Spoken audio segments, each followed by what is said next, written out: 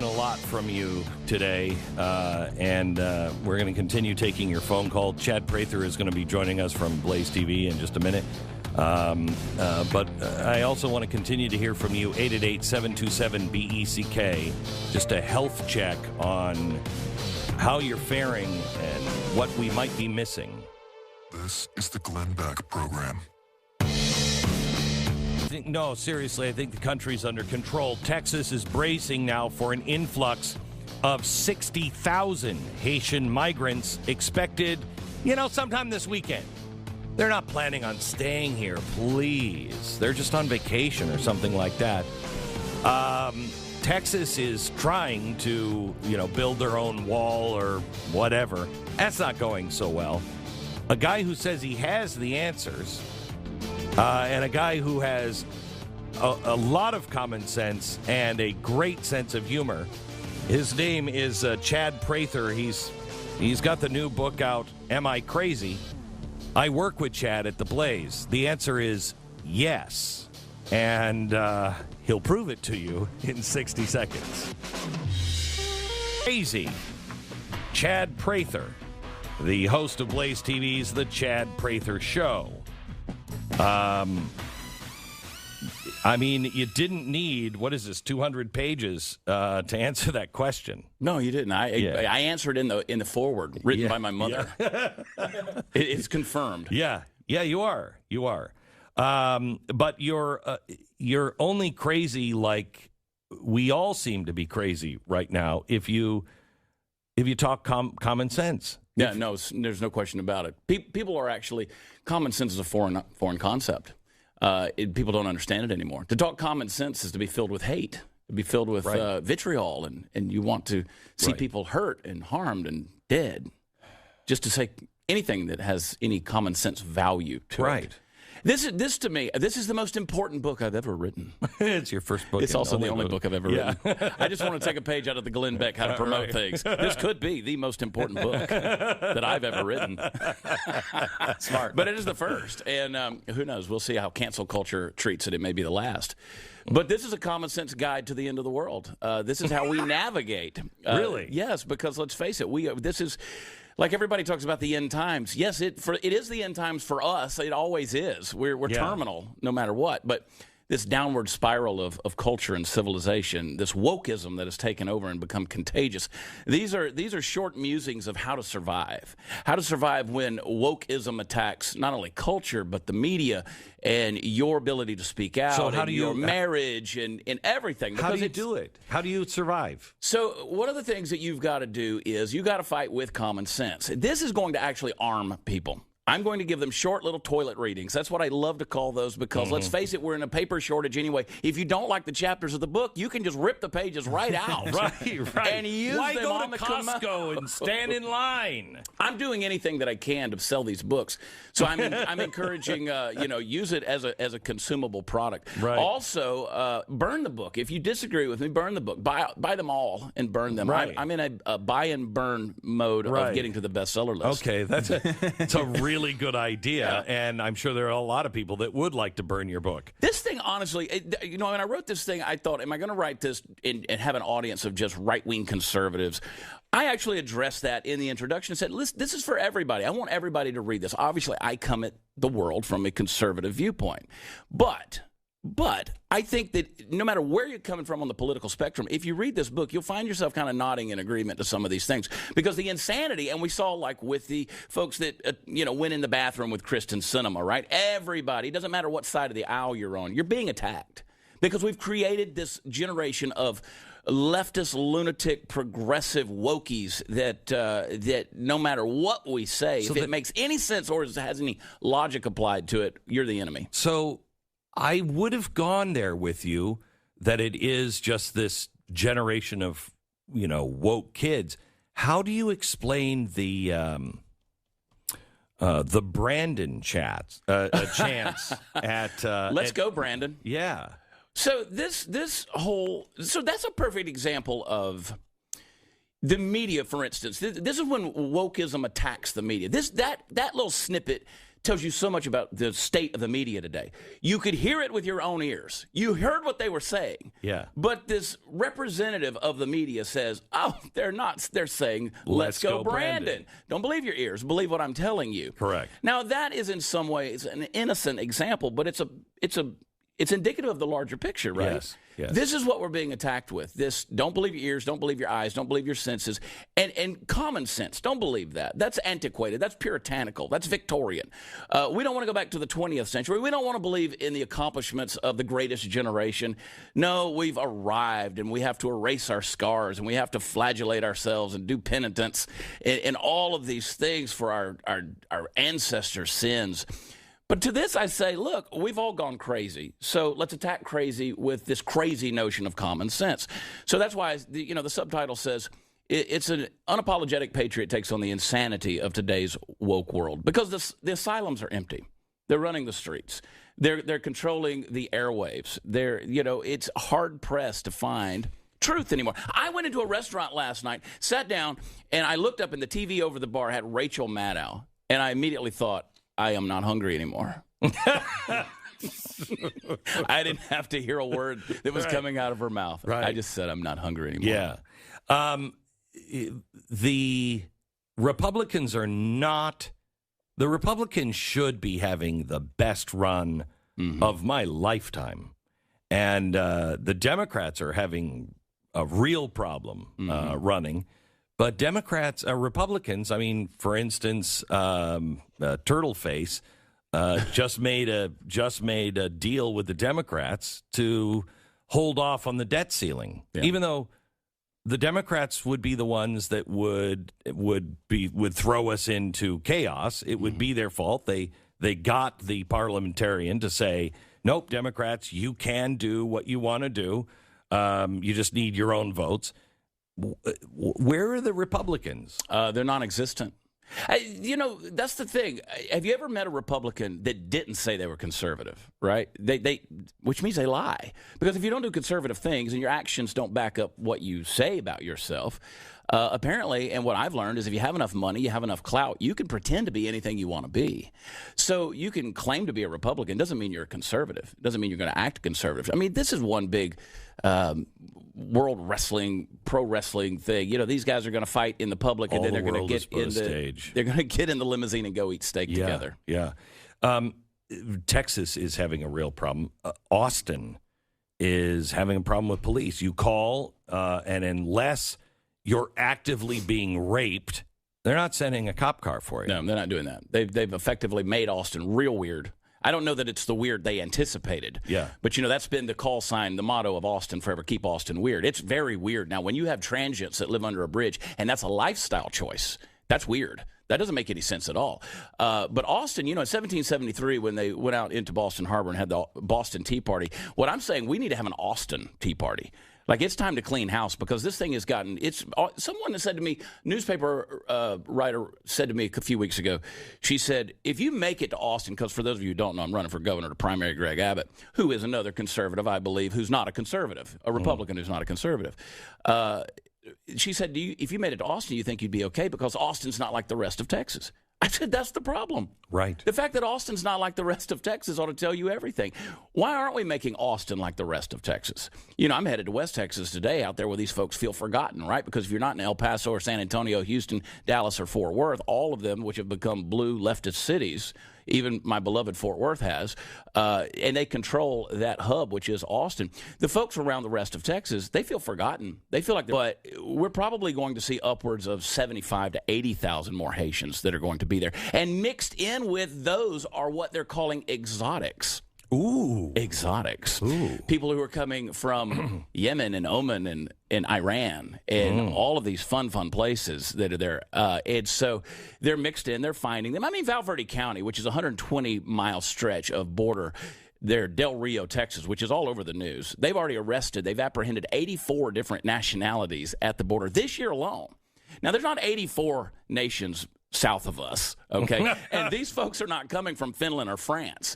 So it's very telling. I think there's no wormhole that gets, from Iran to Acuna, but somehow they're showing up. And how did they get from Haiti? I mean, this is an island nation. They can't walk on water. But they got there, and they're here, and they're being bussed and flown into the interior of the country. Well, I will tell you this, too. I don't know if you know this, but the UN is actually processing people because of the new UN Declaration of Human Migration as a right. Right. That you can live or be anywhere, a borderless world. So we have them in Mexico on the border. Screening and telling them exactly what to do and filling out papers and sending them across our border. All you have to do is keep your eyes open and listen, and they will telegraph to you what they're wanting to accomplish. This administration, like the Obama administration, like some other administrations before them, they want globalization. Therefore, the UN is the likely successor to be in charge of all things. So they're okay with letting them run the show in this regard. They do believe in this. This is an ideal for them. This is not something that they say, hey, we're going to get you conservatives. We're going to show you because we're in power. No, this is actually an ideal. This is a controlled deconstruction of America. They are guiding the plane into the crash site. That's what they want to do. They're not just going to do a nosedive. No, they're guiding it down because they have a plan. Because they have to have something. It's a controlled fall. It's a controlled fall. They have to have something to hand over to the globalists. Correct. And so, to that degree, let's destroy the economy, but manage that destruction. Let's destroy, our sense of assimilation as, our constitutional values, the things we believe in, our freedoms, our liberties, all those, So we've got so many tyrannies now. Add to that the medical tyranny that we're seeing right now. We've got educational tyranny. We've got judicial tyranny. We've got media tyranny. We've got big tech tyranny. We've seen all of these things. I mean, for 8 hours, we didn't know what to do with ourselves on Monday. When Facebook was down. Is that crazy? We didn't know what to do with ourselves. I went out and saw humans. Yeah. I didn't even notice that it was down. It didn't affect me or my life at all. Did you see productivity went up 37%? Amazing. Totally believable. Yeah. Amazing. And those are the things that I address in the book, Am I Crazy? Is I talk about how social media and so many of these different areas are controlling our lives. What I do is I try to take common sense ways of looking at these situations, these issues, all of these things that we just discussed, wrapping in it a little bit of humor, and making it an easier pill to swallow, and then helping people to regurgitate it back. Because let's face it, the conversation has to be had, and it has to consistently. I heard you earlier asking a caller, said, how can we help you? I mean, one of the biggest things that I think that you and I and Stu, we have the ability to get a lot of things off our chest every day. Yeah. We've got to keep doing that. But we've got to do it with the mindset that we're equipping people in this generation to fight this culture war. Chad Prather running for the GOP nomination for the great state of Texas as governor. Also, the author of the new book, Am I Crazy? Available everywhere except for hardware stores.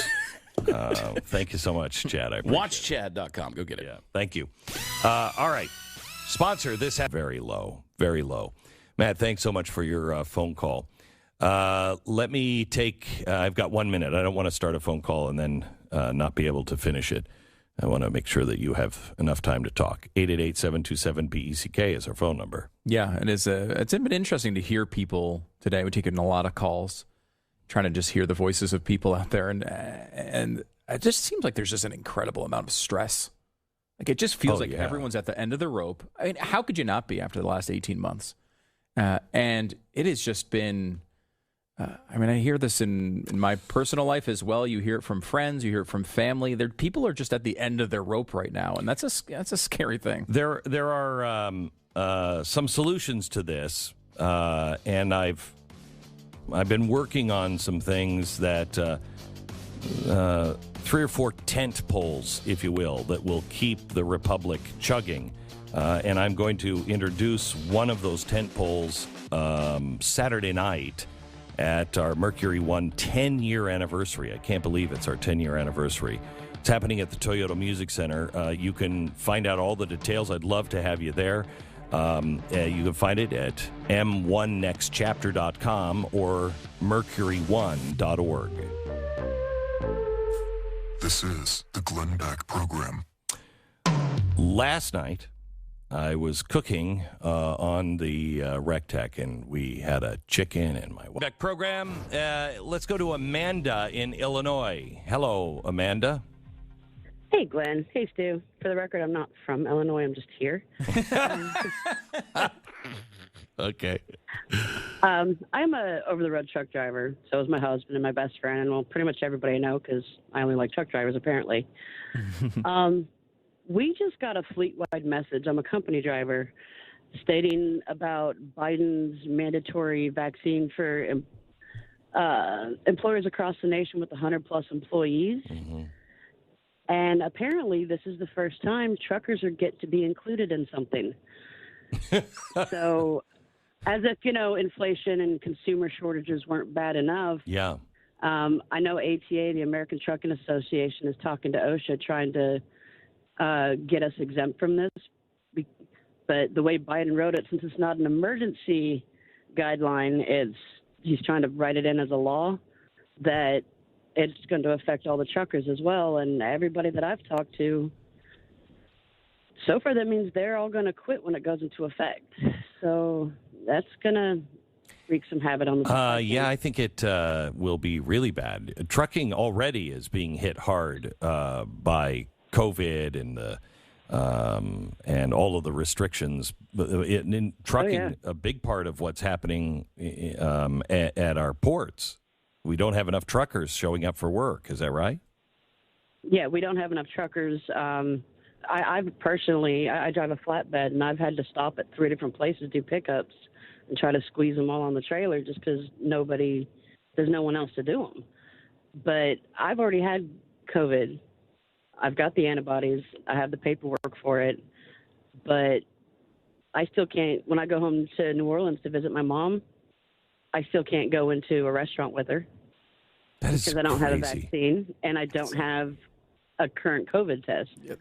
But, yeah, so right now the ATA is fighting with it, and they're letting the government officials, they said, the message says, we'll keep you informed as we learn more, as they are going through the legal review with the government. So once this goes into effect, there's going to be a whole lot of truckers that are going to quit.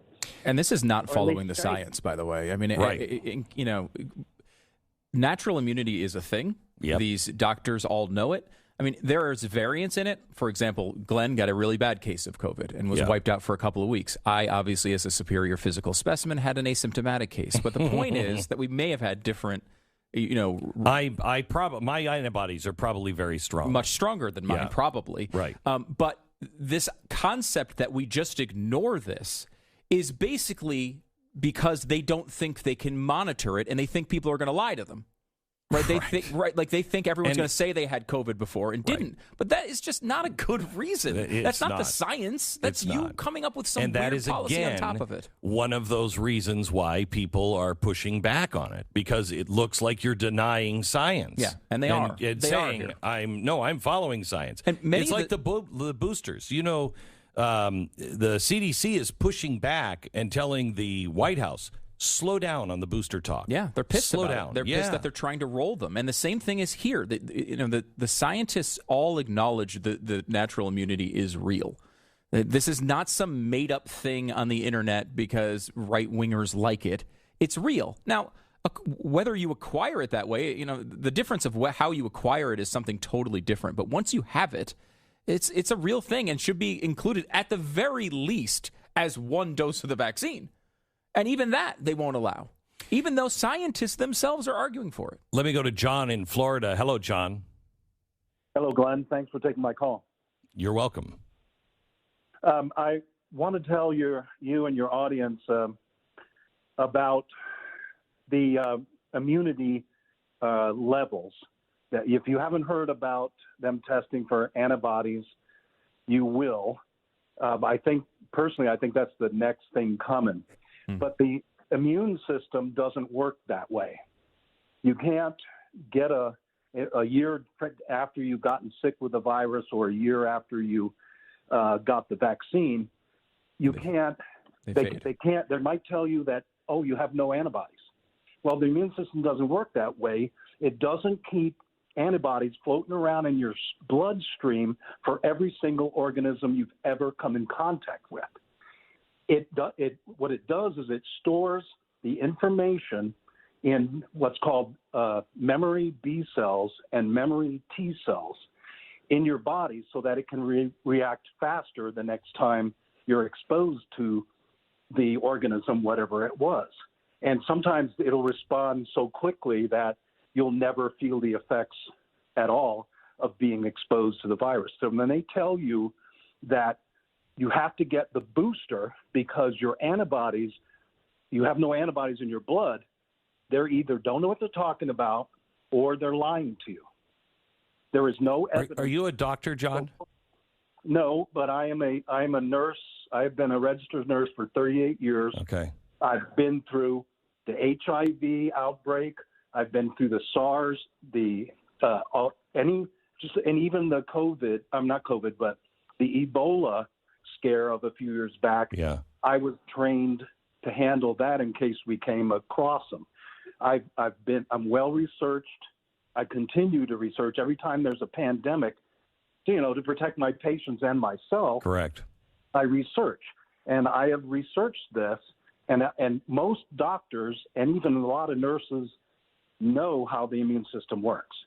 So this is not controversial either. I mean, usually the window for antibody tests is a few weeks after you have it. Usually is when you're going to detect them most easily. So, John, let me ask you this: I am, for instance, 400 healthcare workers in Michigan just quit and walked off the job rather than getting the COVID-19 vaccine. This is happening all over the country, and you guys are the ones that, brought us through this. We were supposed to, bang on our pots and pans and salute to you guys. I don't know what that even meant. And now these healthcare workers are walking off the job as opposed to getting the vaccine. Why is that? Why do you think that they're doing that? Well, they probably two reasons. One, they've had either the they have natural immunity, and they know that it's not necessary, and maybe they don't like being told what to do, or there are, believe it or not, there are people in my profession and others that are not as up on the immune system, and they may fear that now vaccines, I can tell you that my personal opinion, I know about vaccines. I know they're not harmful. I know people can have effects from it. And if I hadn't had COVID already, I did last January, I would probably get the vaccine because I take care of COVID patients on a routine basis. Mm-hmm. But but I'm not going to get it because I have natural immunity. Anyway, the reason probably is that is one of those three reasons. Either they don't want to be told what to do, or they've already had the COVID, or they're scared of what the effects might be. And these are the people that are on the front line. So how is it we're going to keep our healthcare system together when we are just letting nurses walk off the floor? I mean, we always have had a nursing shortage in America. Good nurses are worth their weight in gold. Well, I would guess it's not happening in Florida. We're not doing it here, at least certainly not in my area or at my hospital. But I think that I would think that some of them are just leaving that state or that area and getting a job at a place that doesn't require it because you can, as a nurse, you can go anywhere you want. Yeah. You don't have to stay where people are right. doing things you don't like. Right. John, thank you so much. Appreciate it. Let me go to Pablo in Texas. Hello, Pablo. Welcome. Good day, Glenn and Stu. And my question basically is on the modern monetary theory, which you haven't covered in a while. Yeah. Is it really that's most of the reason what they're doing with Biden and all that? Is they're just doing the idea that it works because they can print their own money and they don't have to have a balance or even a debt ceiling limit? Yeah, you're not. Hang on, let me explain that first. You're not fully doing modern monetary theory by just printing money. You have to have complete control of the economy to be able to tell manufacturing what to make less of, be able to control people's spending habits so you can shut people off from buying something that is being chased by too many dollars and causing inflation. That's the theory. It requires printing like this. Modern monetary theory requires the government to know and be able to control who's spending, what they're buying, and what companies are producing. So we're doing the first half of it, which leads you to Zimbabwe. The second half leads you to Stalin, leads you to really very bad places. Our effects right now are caused by the COVID shutting down everything, the supply lines being broken, the mandates that the government is putting on people, the free money that they're doing, plus everything we've done from 2008, including printing about $9 trillion. Does that help? Yeah, that does, sir. And also, my other question is, I know that we're always looking for outside-the-box ideas.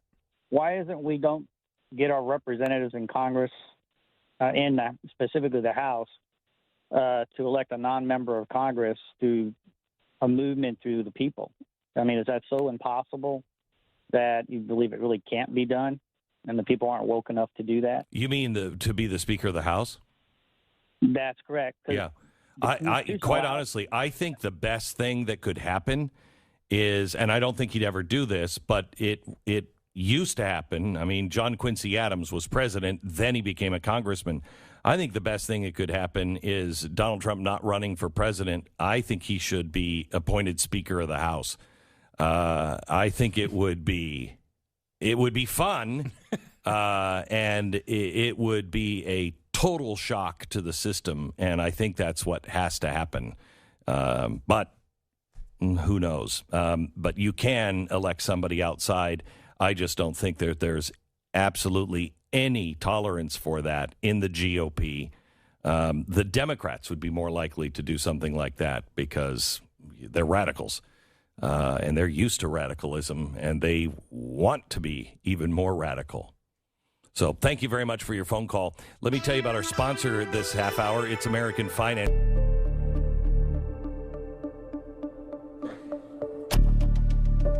This is the Glenn Beck program. We welcome Jen in New Jersey. Hello, Jen. Hi, Glenn. It's a great honor to talk to you. Thank you. I was asked to kind of get right to it, so that's what I'm going to do. What Brandy was saying earlier about Jersey basically being a hellhole, all of us are trapped here. All of us blue-collar workers, people, we can't get ahead. Yeah. I know. It's designed that way in New Jersey. It's designed that way with the taxes and everything. Yeah. They just keep it so we can't get ahead. But I know you guys have that website, that Real Estate Agents I Trust website. Yeah. And I had a thought. It would be great if you guys could figure out some way to make some kind of hub for conservatives like us to find corporations that need people and a place to live at the same time, because we can't just afford to move to a different part of the country and just hang out and look for a job. We need to move to a place and pretty much start working right away because we don't have enough money hanging around. We just don't. But if you guys could figure out a way with all of your power to all of our make power. It so, well, you have a lot of power with your voice. You have a lot of power with your website. Yeah. You know, like say if Joe Schmo is looking to hire 30 people at his factory and he can't find good people, he could team up with a real estate agent and be like, okay, well, I need 30 people. Here's a list of my wants and what I need. And a real estate agent in his neighborhood could help him find conservatives from areas like where I live in and help move us into some dilapidated, like maybe some of the. I will tell you, Jen. I don't know about all of that, but there's got to be a way where we could. Let's just think about it for a while, because I like this, because a lot of people are trapped, and you really need to be around like-minded people, and places like Texas need good blue-collar people that have the same kind of values, that you respect the Bill of Rights, We need you here. We need you around us. So I don't know. Let me chew on that for a while. Thank you so much, Jen. I appreciate it.